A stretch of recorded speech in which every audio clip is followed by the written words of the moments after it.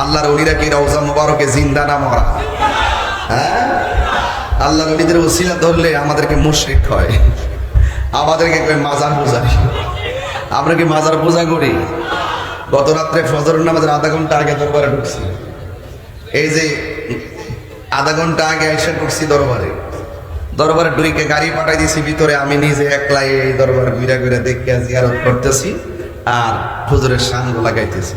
পিছন দিকটা দিয়ে হুজুরে এসে উঠছে, পরে হুজুরে আসছে, হুজুরের ধইরা আমাকে একদম আমি ভিতরে গেলাম। তো যুবক ভাইরা আমার, এই দরবারের মধ্যে গভীর রজনীতে এসেছি আর লাইটিং দেখলাম, দরবারের পরিবেশ দেখলাম, সবকিছু দেখে আসলে কি এই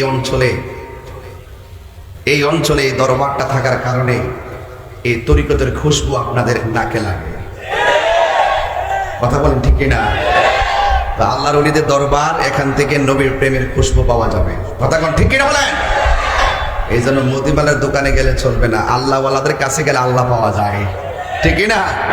এই জন্য আল্লাহর ওলিরা রওজাতে জিন্দা না মরা? আমার আল্লাহ কোরআনে বলছেন এভাবে, আলা ইন্না আউলিয়া আল্লাহি লা খাউফুন আলাইহিম ওয়া লা হুম ইয়াহসানুন।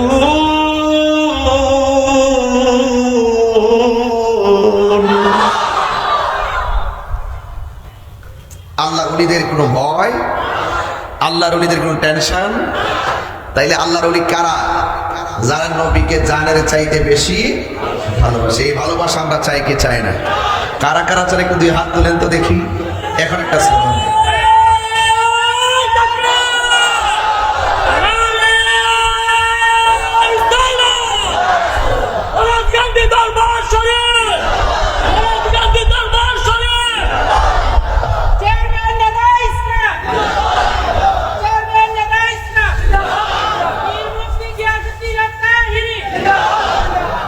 আল্লাহু আকবার বলেন। আমরা কি হুসাইনি মুসলমান না এজিদি মুসলমান? মুসলমান যারা, তারা জীবন দেয় কিন্তু ঈমান দেয় না। কথা বলেন ঠিক কিনা? প্রয়োজনে জীবন দিয়ে দিব কিন্তু ঈমান দিব না।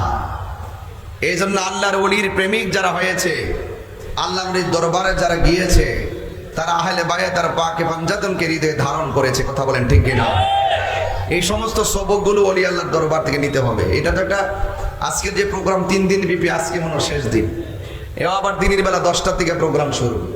এটা একটা আশ্চর্য মেসেজ এই বাংলাদেশের জন্য। আমি যখন সকালবেলা লিখলাম যে সকাল 11:30 মাইক দুর্ম, একজন আমার পাঠায় মেসেঞ্জারে মেসেজ পাঠায়, জিন না কিতা? আমার কাছে জিন না কিতা? আমি কি জিন না? ওলি আল্লাহর দরবারে দিন নাই রাত নাই, প্রেমিকের মিলন মেলা, এটাই আল্লাহর ওলির জিন্দা কারামত। কথা বলতে তো যুবক ভাইরা আমার, আসলে এই টাইমে আপনি বাংলাদেশ, টোটাল বাংলাদেশটা খবর নিয়ে দেখেন, এটা কিন্তু মাহফিলের মূলত টাইম না। কিন্তু এই ফরাজিকান্দি দরবার শরীফ, এখানে তো সবসময় আশিকদের একটা মিলন মেলা থাকে। কথা কোন ঠিক না? তা আজকে যারা এসেছেন, আমরা আহলে বায়াতকে মহব্বত করতে চাই কি চাই না? সুপ্রিয় দর্শক, আপনাদেরকে অনেক অনেক মোবারকবাদ আমার সাথে থাকার জন্য। যদি আমার ভিডিও আপনার কাছে ভালো লাগে তাহলে আমার পেজটি ফলো করে দিবেন এবং লাইক করবেন, শেয়ার করে দিবেন, সাথে থাকবেন। আমিও আপনাদের সাথে আছি। আসসালামু আলাইকুম ওয়া রাহমাতুল্লাহি ওয়া বারাকাতুহু।